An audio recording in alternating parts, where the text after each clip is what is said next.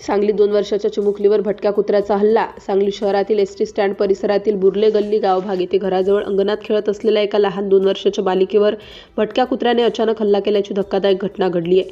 या हल्ल्यात ओजस्वी पाटील वय वर्ष 2 राहणार ईश्वरपूर ही बालिका जखमी झाली असून तिला तातडीने उपचारासाठी सिव्हिल हॉस्पिटल येथे दाखल करण्यात आलाय.